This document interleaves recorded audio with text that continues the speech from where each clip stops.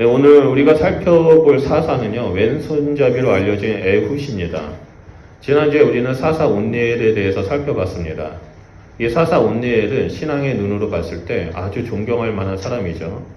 갈렙의 신앙의 유산을 이어받았고 이스라엘의 하나님을 버렸을 때, 가나안의 문화를 따라갔을 때 이 온니엘은 끝까지 자신의 믿음을 지켰습니다. 그런 온니엘에게 하나님의 영이 임하고 사사가 된 후 40년 동안 이스라엘의 평온이 찾아왔습니다. 하지만 사사 온니엘이 죽자 이스라엘은 기다렸다라는 듯이 바로 하나님을 버리기 시작합니다. 등이 따뜻하고 배가 부르고 마음이 평안하니까 이 사람들에게는 영적 나태함이 나타나기 시작했죠. 그리고 그 영적 나태함의 원인이 바로 하나님을 버리고 다시 바알과 아세라를 숭배하는 일들이 일어나게 되었습니다. 이를 볼 때 우리의 인생의 삶에서 약간의 긴장감은 영적 나태함에 빠지지 않도록 우리를 도와주는 백신의 역할을 하는 것을 볼 수 있습니다. 오늘 본문 말씀을 읽지 않았지만 12절 상반절을 보면 온니엘이 죽자 이스라엘은 또 여호와의 목전에 악을 행하였다라고 증언하고 있습니다. 여기서 중요한 단어는 또입니다. 여호와의 눈앞에서 자신이 저질렀던 악행, 다시 말해서 여호와 하나님을 잊어버리고 바알과 아세라를 또 섬기게 된 것이죠. 하나님 앞에서 회개하고 돌아왔던 그들이 또다시 하나님을 버리기 시작합니다. 가나안의 우상들과 하나님을 동시에 또 섬깁니다. 하나님을 잡신으로 여기기 시작합니다. 다시금 이 여호와 신앙, 하나님을 믿는 그 신앙은 습관이 되었고 종교적 행위가 되었습니다.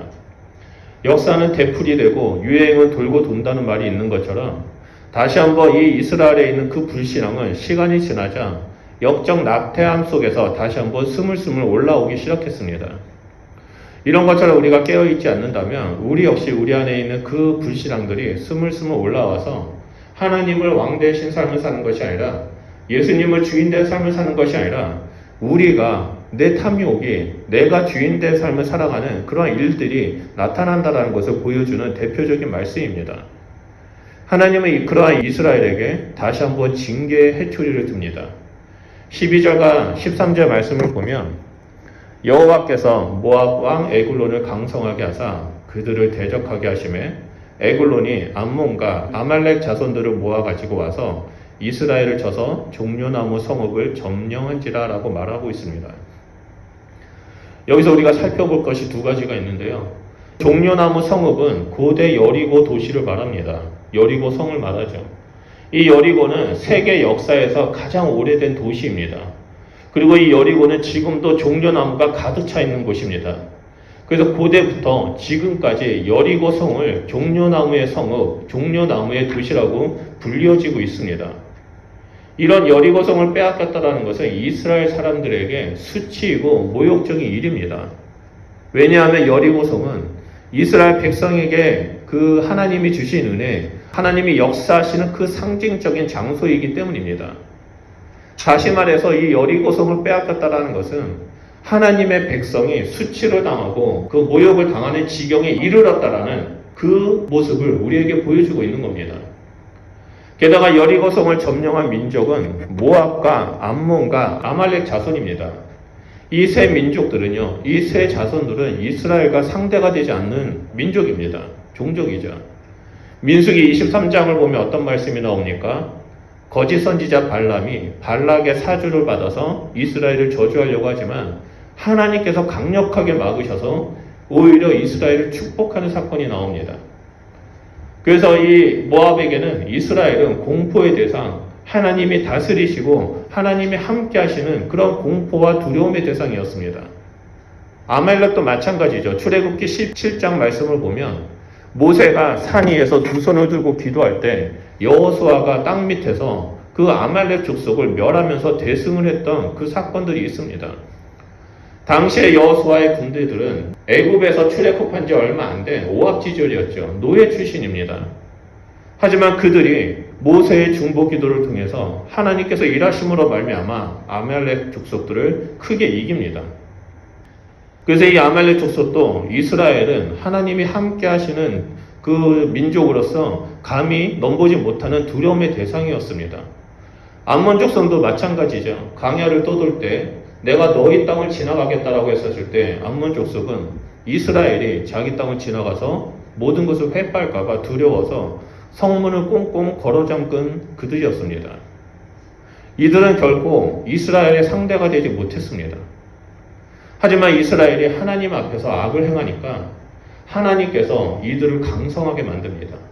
특히 모압 왕 에글론을 강성하게 만들어서 징계의 회초리로 사용하십니다. 그 결과 여리고 성이 점령당하고요. 이스라엘은 그 기점으로 시작해서 18년 동안 모압 왕 에글론을 섬기게 됩니다. 그런 것처럼 오늘날 우리가 살고 있는 이 세상의 가치관, 세상의 문화는 너무나 강합니다. 교회 안에도 세상의 문화와 세상의 가치관들이 들어왔죠. 진화론이 들어왔고 창조자 하나님보다 사람의 인권을 더 중요시하는 일들이 교회 안에서도 일어나고 있습니다. 교회는 세상 가운데 그리스도의 빛을 비춰야 되는데 그 힘은 점점 잃어가고 있습니다. 또 교회 안에는 세상의 번영주의, 성공주의 신학이 자리 잡은 지 오래입니다. 그래서 애 어른 할 것 없이 모두 다 이 세상의 가치관에 물들여져 있습니다. 마치 인간의 눈으로 본다면 진리의 말씀은 힘이 없는 것으로 보입니다. 하지만 이 순간에도 하나님은 단 한 사람, 그 한 사람을 찾아서 이 세상을 다 뒤집어 엎습니다. 한 사람을 통해서 강할 것 같은 이 세상의 모든 것을 역전시켜 버립니다. 오늘 본문 말씀에 나오는 그 한 사람이 바로 사사 에훗입니다. 그래서 이 시간에 이 사사 에훗을 살펴보면서 우리 삶 가운데, 우리 교회 가운데 적용하면서 우리도 하나님이 찾으시는 그 한 사람, 세상을 뒤집어 엎는 그 한 사람이 되기를 간절히 소원합니다. 먼저 우리가 살펴봐야 할 것은 모압 왕 에글론과 사사 에훗입니다. 당시 이스라엘을 압제하고 다스렸던 사람이 에글론이죠. 이 에글론에 대해서 17절 말씀을 보면요, 그 사람의 모습을 이렇게 묘사합니다. 우리 17절 말씀 다 같이 읽도록 하겠습니다. 시작. 곡물을 모압 왕 에글론에게 바쳤는데 에글론은 매우 비둔한 자였더라. 말씀을 보면 이 에글론의 모습에 대해서, 외형적인 형태에 대해서 매우 비둔한 자다라고 묘사하고 있습니다. 여기서 비둔하다라는 말은 뚱뚱한 사람을 말하는데요. 이 뚱뚱한 사람 바로 앞에 매우라는 부사가 붙어서 그 에글론의 모습을 더욱더 신랄하게 묘사하고 있습니다. 다시 말해서 매우 뚱뚱한 겁니다. 엄청나게 뚱뚱한 거죠. 몸을 가눌 수 없을 정도로 혼자서는 자리에 앉았다가 일어나기도 힘들 정도로, 혼자서는 움직이기도 힘들 정도로 매우 뚱뚱한 모습을 말합니다.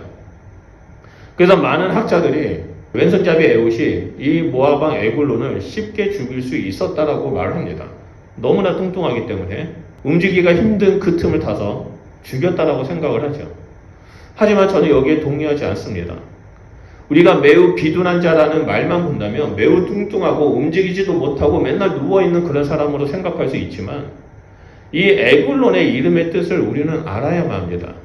그런 다음에 이 사람이 어떠한 사람인지 정확하게 알 수 있습니다.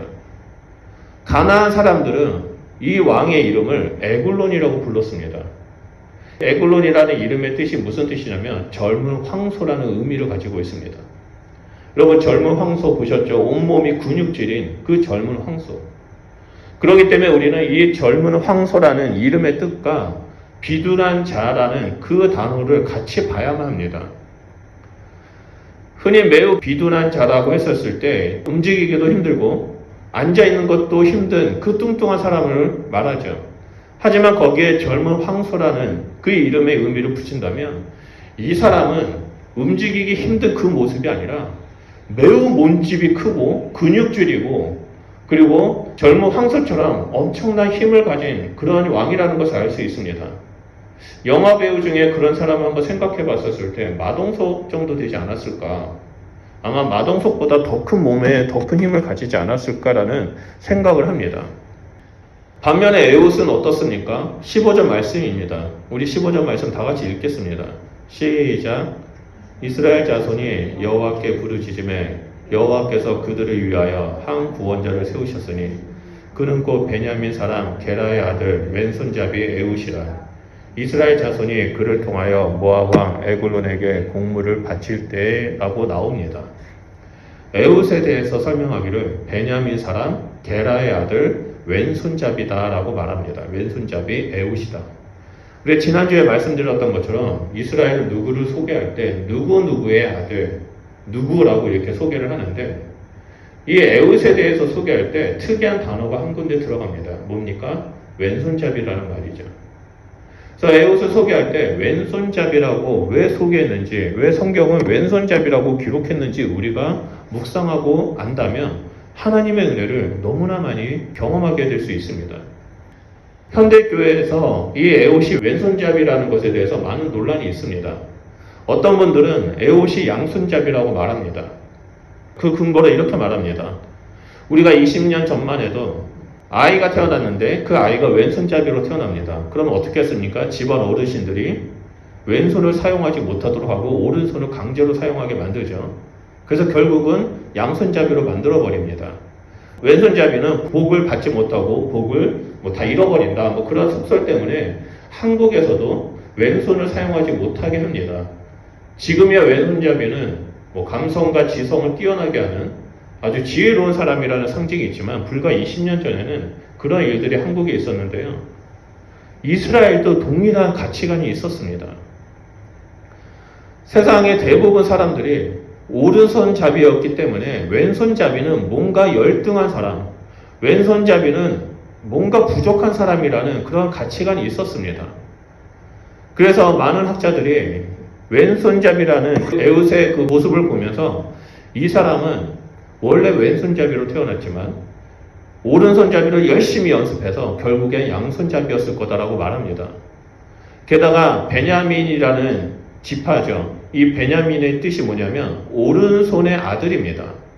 그래서 베냐민 지파의 특징이 오른손잡이라는 거죠. 그래서 오른손의 아들이다라는 뜻을 가지고 있는데 이러한 의미를 가지고 에웃은 훈련을 통해서 양손잡이이지만 원래는 태어났을 때 왼손잡이다. 그래서 매우 비둔한 에글론, 젊은 황소 에글론을 죽일 수 있었다라고 말하는 사람들이 많이 있습니다. 하지만 우리가 본문에 나오는 왼손잡이의 히브리어 언어의 뜻을 알게 된다면 우리는 정확하게 에웃이 어떤 사람인지를 알게 됩니다. 히브리어 원문에서는 이 왼손잡이를 뭐라고 말하냐면 오른손이 묶여있는 사람이라는 의미의 이시임 테르 야드에마노라고 기록했습니다. 한국어 성경은 이 단어를 왼손잡이라고 해석했지만 그 정확한 뜻은 오른손이 묶여있는 자입니다. 다시 말해서 오른손을 쓸 수 없는 장애인입니다. 그가 태어났을 때 오른손이 장애로 태어난 건지 아니면 자라다가 사고로 인해서 오른손이 장애가 되었는지는 모릅니다. 하지만 중요한 것은 오른손의 아들이라는 의미의 베냐민 지파에서 태어났지만 그는 오른손을 전혀 사용하지 못하는 장애인이었다는 거죠. 그러니 어쩔 수 없이 왼손을 사용할 수밖에 없었습니다. 당시 고대에는 오른손잡이는 뭐라고 느꼈습니까? 힘, 능력 그런 것들을 상징했습니다. 그래서 우리가 시편을 봐도 여호와의 오른손으로 저를 붙잡아 주십시오라는 말은 하나님의 능력으로 하나님의 권능으로 저를 붙잡아 주십시오라는 그런 의미를 가지고 있었죠. 그런 것처럼 그 시대는 오른손은 힘, 권력, 능력, 권능 그런 의미를 가지고 있었습니다. 반면에 왼손잡이는 아무 힘도 없고 아무 능력도 없고 연약한 자, 그냥 무시당해도 아무 말도 못하는 그런 사람으로 취급되었습니다. 게다가 장애로 태어났습니다. 이스라엘 문화의 특징이 하나가 있죠. 장애로 태어나면 어떤 사람으로 봅니까? 부모가 죄인이든 본인이 죄인이든 죄 때문에 하나님의 징계를 받아서 장애인이 되었다라는 그런 가치관이 있었습니다. 그렇기 때문에 에웃은요, 육체적인 장애라는 장애물과 함께 사회적 편견에 대한 그 장애인에 대한 편견을 지니고 있는 사람이었습니다. 이스라엘도 모압 족속도 에웃을 한 사람의 존중받는 존귀한 인격체로 대하지 않았습니다. 장애를 입은 가장 연약한 존재, 다른 사람에게 위협이라고는 단 1도 없는 장애인으로 봤습니다. 그렇기 때문에 에웃은 모압 왕 에글론에게 공물을 바치는 자가 될 수 있었던 겁니다. 이스라엘 입장에서는 가장 만만한 사람, 그래서 억압과 공포의 대상인 이 모압 왕 에글론에게 공물을 바치도록 했고 모압 그 에글론의 입장에서 본다면 자신을 위협할 힘조차 없는 가장 연약한 장애인, 그 사람을 고용한 겁니다. 하지만 에훗은 사회적 편견과 자신의 장애를 뛰어넘기 위해 끊임없이 노력하고 인내하는 시간을 가졌습니다.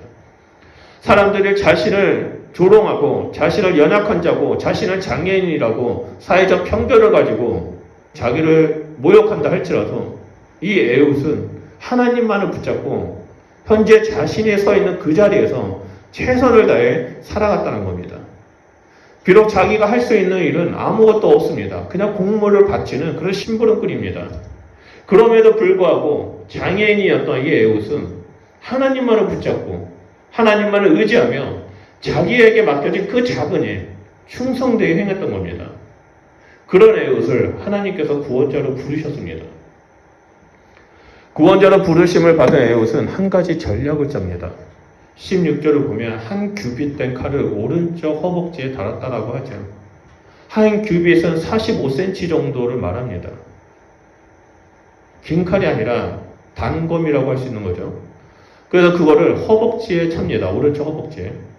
당시에 모든 사람들은, 모든 용사는 오른손잡이니까 칼을 왼쪽에 찹니다. 그래서 이렇게 뽑죠. 왼손으로. 그렇기 때문에 이 에훗은 이 칼을 오른손 장애를 입었기 때문에 허벅지, 오른쪽 허벅지에 이제 붙여놓고 몰래 들어갑니다.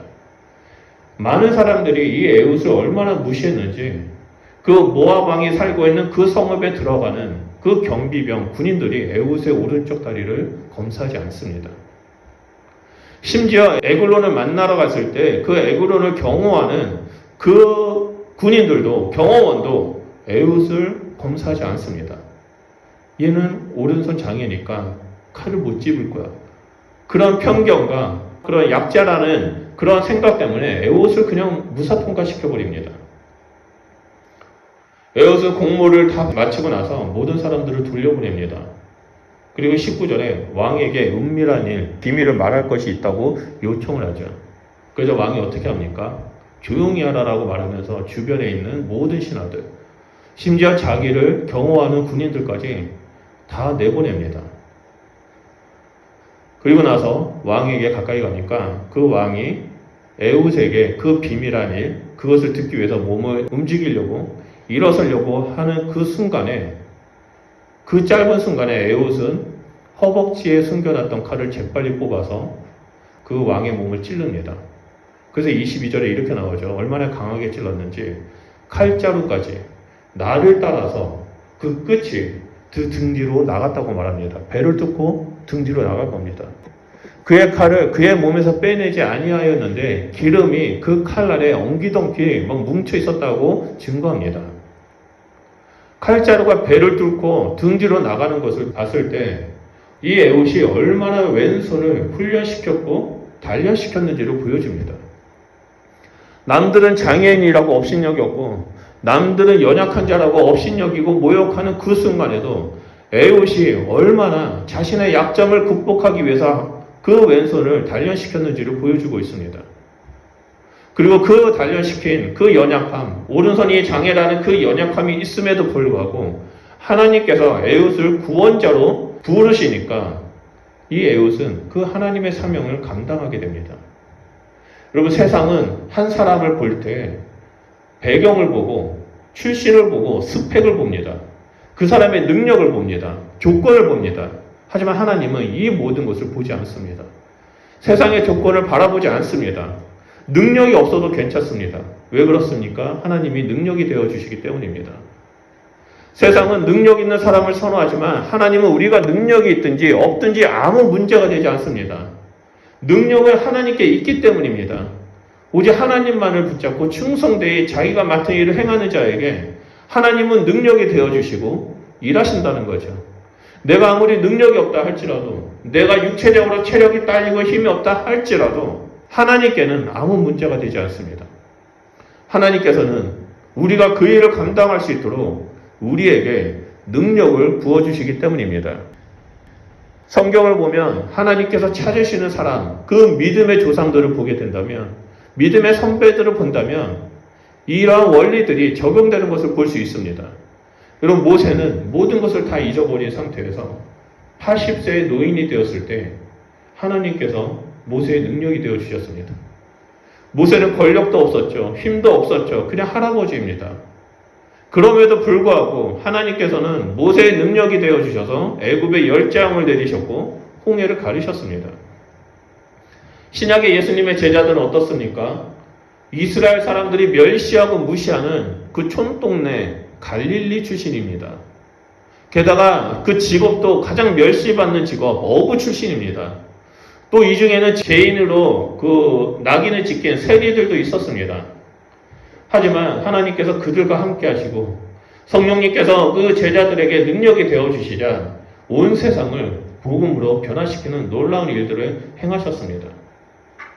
여러분, 세상의 기준으로 본다면 모세도 제자들도 다윗도 그리고 다른 선지자들도 그 기준에 못 미칩니다.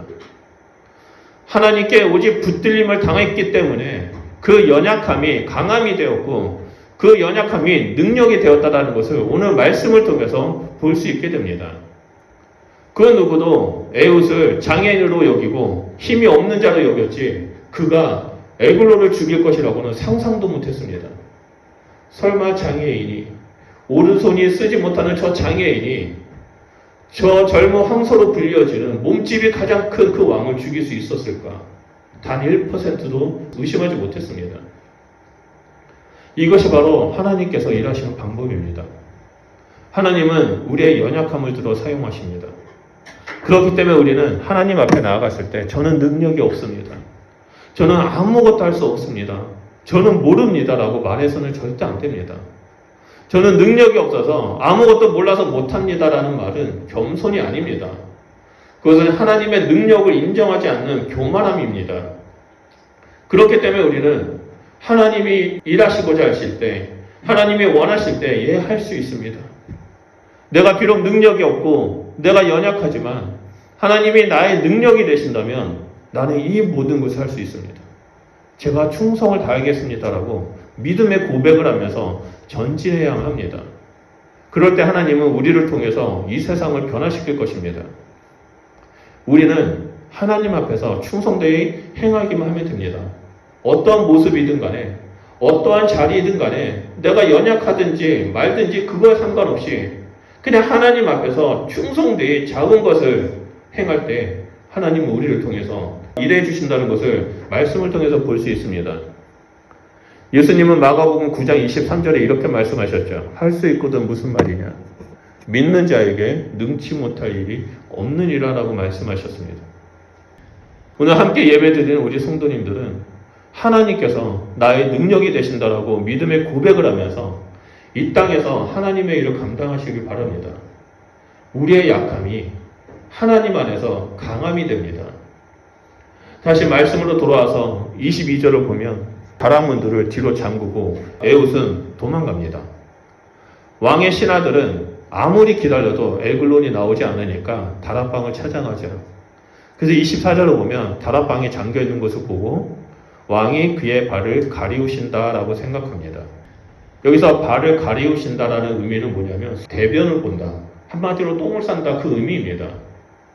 그 시대는 고급스럽게 그런 용변을 보는 것을 발을 가리운다라고 말을 했죠. 마치 조선시대 왕이 용변을 볼 때 뭐라고 말합니까? 매화를 보신다. 이렇게 말을 하는 것처럼 그 시대 사람들은 그랬다는 겁니다. 그렇다면 여기서 우리가 한 가지 질문해야 되는데요. 단순히 다락방 문이 잠겼다고 신하들은 왕이 용변을 본다라고 왜 생각했을까 질문해야만 합니다. 그거에 대한 답변이 앞에 22절 하반절에 나옵니다. 22절에 에훗이 에글론을 칼에 찌르는 장면이 나오죠. 근데 그 칼날에 기름이 엉켜 있다라고 나옵니다. 한국어 성경은 기름으로 번역되어 있는데요. 히브리어 성경으로는 대변, 창자의 찌꺼기가 칼날에 엉켜져 있다라고 나옵니다. 다시 말해서 에훗이 찌른 칼이 그 배를 가르고요. 그 찌른 칼날 틈을 통해서 대변이 바깥으로 다 쏟아져 나온 겁니다.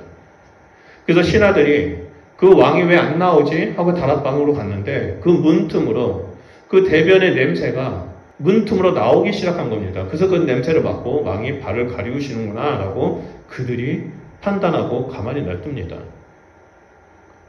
이렇게 신하들이 시간을 끌 동안 에훗은 스위라로 도망가죠.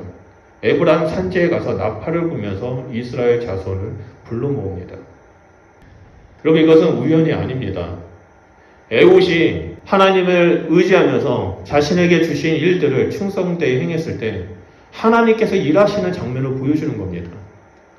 에훗이 칼로 찔렀을 때 왕의 몸 창자 안에 있는, 대장 안에 있는 대변들이 나올 거라는 상상을 못했을 겁니다. 그것까지 계획하면서 정확하게 그렇게 찔르지 못했을 겁니다. 근데 하나님께서 그렇게 일하신 거죠. 그래서 에훗이 에브라임에 가서 이스라엘 민족을 일으켜 세우도록 하나님께서 시간을 벌어주신 겁니다. 그래서 28절을 보면 에훗이 에브라임 산지에서 그들에게 이르되 나를 따르라. 여호와께서 너의 원수들이 모압을 너희의 손에 넘겨주니라 하매 무리가 에훗을 따라 내려가 모압 맞은편 요단강 나루를 장악하여 한 사람도 건너지 못하게 하였다라고 말합니다. 그리고 29절에 그때 모압 사람 약 10,000명을 죽였는데 모두가 장사하고 모두가 용사라. 한 사람도 도망가지 못하였다라고 말하죠. 한 사람도 도망가지 못하고 다 죽였답니다. 이후에 30절에 그날의 모압은 이스라엘 수하에서 굴복하고 그 땅이 80년 동안 평온하였다라고 말하면서 이 왼손잡이 사사 에훗의 이야기가 끝납니다. 에훗의 이야기는 우리에게 아주 중요한 교훈을 주고 있습니다. 그것은 바로 어떠한 사회적 편견, 신체적 장애, 콤플렉스 등 어떠한 것도 하나님 앞에서는 문제가 되지 않는다는 겁니다. 사단은 우리의 작은 연약함, 우리의 작은 그 아픔을 이용해서 우리가 하나님의 백성이 되지 못하도록 끊임없이 유혹합니다. 끊임없이 우리의 발목을 잡습니다. 세상에는 그 완벽한 배경이 있어야 되고 완벽한 경험과 스펙이 있어야 된다라고 말을 하지만 하나님은 그 모든 것이 다 필요 없다라고 말합니다. 물론 우리에게 그것들이 도움은 되겠죠. 하지만 중요한 것은 그것이 아니라 하나님만을 의지하는 자, 네가 콤플렉스가 있든 네가 연약함이 있든 네 몸이 아프든 너가 하나님 앞에 나아간다면 하나님만을 붙잡고 있든다면 하나님 앞에 충성되게 행하게 한다면 너의 연약함은 나의 능력으로 강함이 될 거야 라고 하나님께서 우리에게 말씀하신다는 거죠. 나의 연약함을 인정하고 있는 모습 그대로 하나님 앞에 나아갈 때 하나님이 우리의 능력이 되어주십니다. 우상숭배가 가득한 이 세상에 세상의 가치관이 가득한 이 세상에 하나님의 우리의 능력이 되어주시기 때문에 연약한 우리의 삶이 하나님의 능력을 드러내고 그 복음을 드러내는 그러한 삶을 살 수 있다라고 오늘 에훗을 통해서 하나님께서 우리에게 말씀하고 계십니다.